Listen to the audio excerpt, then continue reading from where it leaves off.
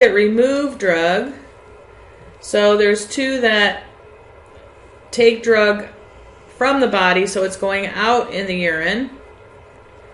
Filtration will add drug to the tubule, and active secretion adds drug to the tubule, plus to go out in the urine. And then one that returns drug to the body, which is reabsorption. Reabsorption is coming from the urine back into the blood, isn't it? So we have three processes, two that are adding and one that is subtracting from the urine.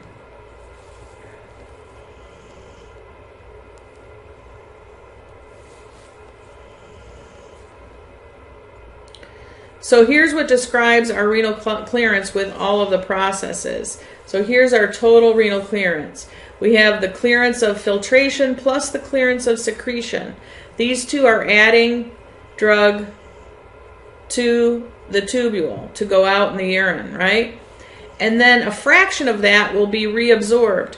So whatever's left from that's being reabsorbed, well, 1 minus the fraction reabsorbed will be the fraction remaining in the tubule.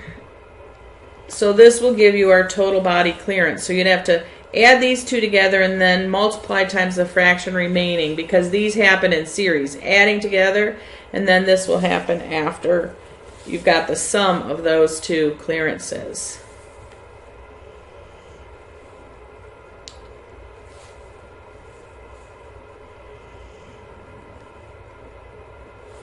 So here's another picture that shows all this. So we have our renal plasma flow and our GFR that goes through the glomerulus. Only free drug will be filtered. Then we'll go into the proximal tubule, and now we have blood flow around the tubule. This is all the blood that's kind of surrounding it. And then the drug will go into this is the proximal tubule where the urine is being made. And then we can have active secretion, can't we, from the blood? We can have active secretion into the tubule, which will add more drug to the tubule. Now this is all water reabsorption as we move down through the tubule. And then we also have reabsorption of drug.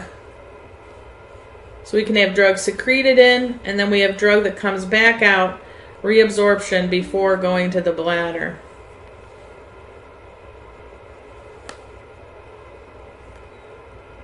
And out of the body.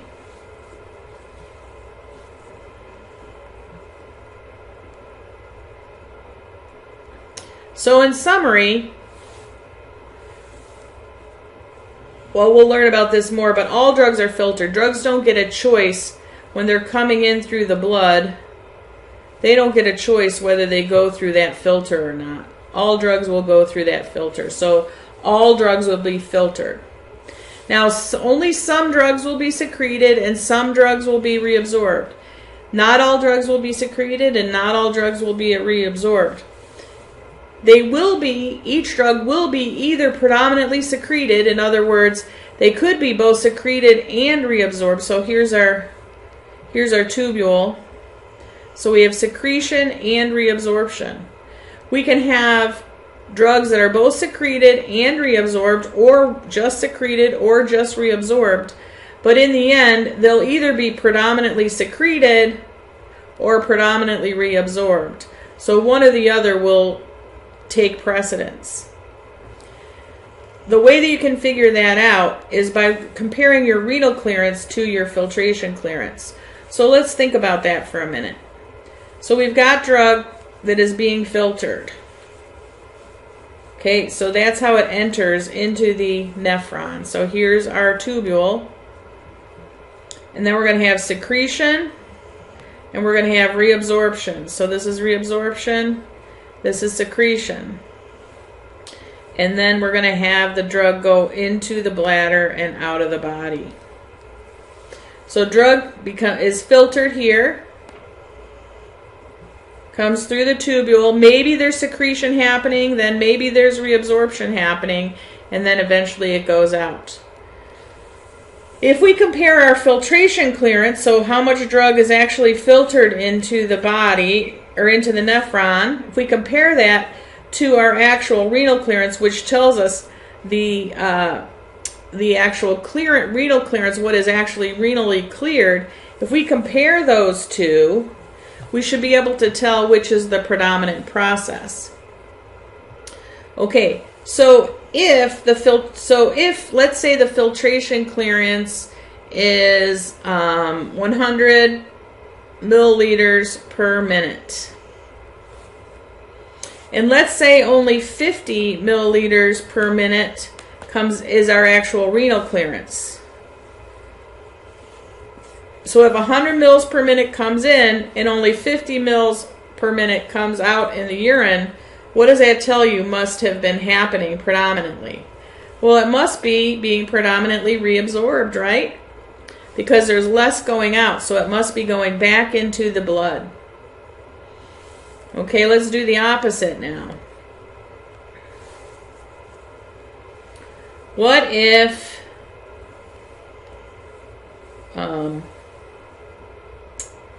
let's say 90 mils, no, sorry, not that. Let's say 45 mils per minute is being filtered. So 45 mils per minute is coming through this filtration, this glomerulus into the nephron. And let's say 75 mils per minute is coming out in the urine. What does that tell you must be happening? Well, there the predominant process must be secretion. Drug is being added to the urine from the blood. That's why this number is bigger than this number. So in order to determine what the predominant process is, you need to compare renal clearance, which is what's going out here, to our filtration clearance, which is what's being introduced to our nephron.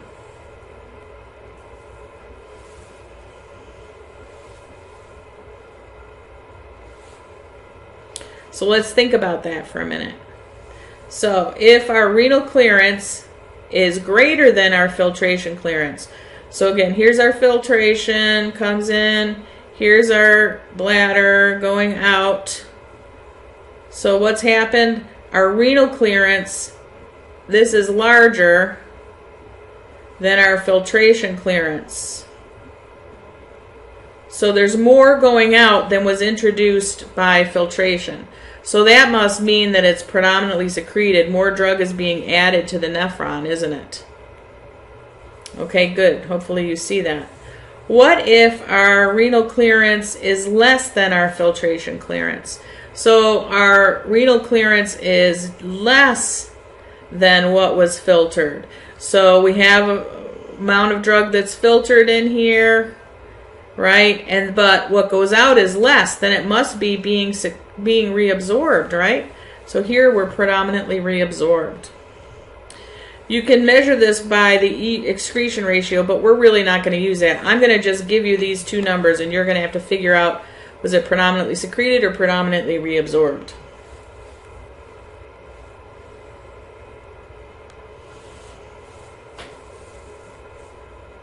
All right, that's it for this one. We'll see you and talk about filtration clearance next.